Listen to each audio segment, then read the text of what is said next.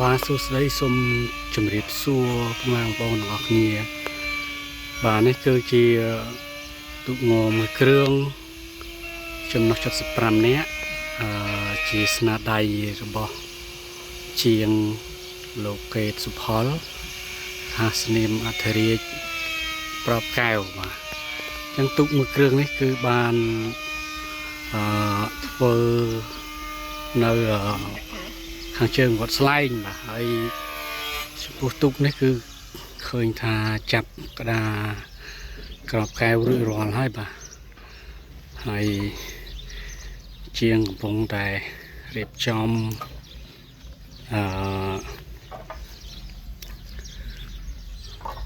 ធ្វើកងយួរបាទធ្វើកងយួរហើយនេះគឺដាក់ស្ទង់ខ្សែបន្ទាត់ដើម្បីចាប់កងយួរនៅថ្ងៃស្អែកពេលឯទូកមួយគ្រឿងនេះគឺមានសាច់មៀតស្អាតបាតល្អឈើបើកអត់មានប្រេះមានប្រាយទេប្រឡងស្អាតណាស់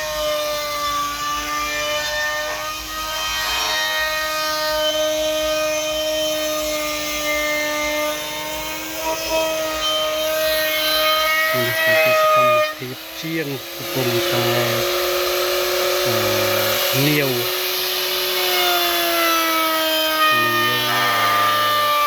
កំយង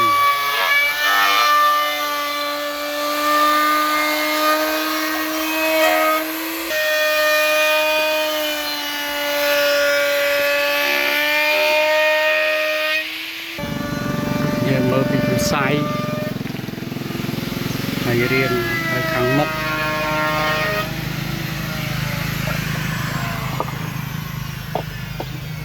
ចាំស្អែករៀបចំចាប់កងយងតបពីចាប់កងយួរហើយ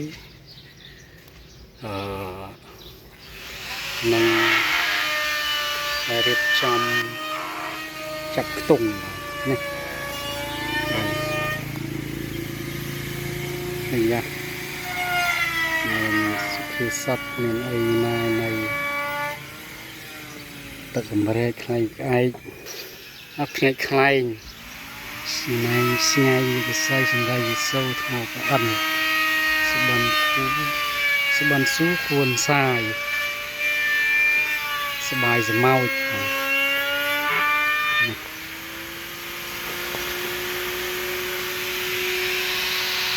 បាទចឹងបន្តទស្សនា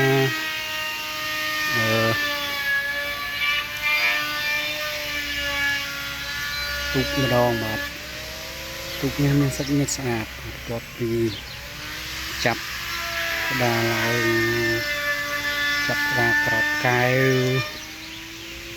រួចរាល់សាច់ញាតិធំល្អបាទអោបមកស្អាតគួរសមមិនស្អាតគួរសមទេស្អាតខ្លាំងម្ដងគ្រឿងបាទ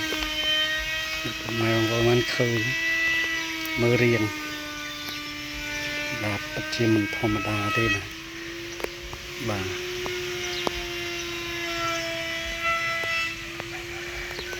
មួយគ្រឿងនេះបន្ត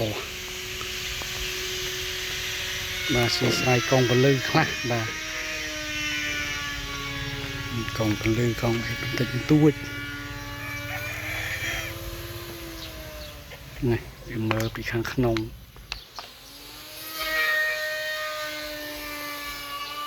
នេះរំពេខ្ពស់ល្អណាស់បាទពេវ៉ាវ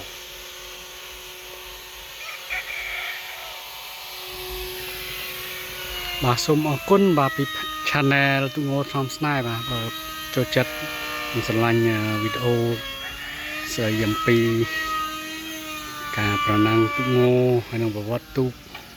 ការកសាងទូកសូម Subscribe Channel ទូកងថ្នាំស្នេហ៍មួយផងបាទសូមអរគុណសូមជម្រាបលា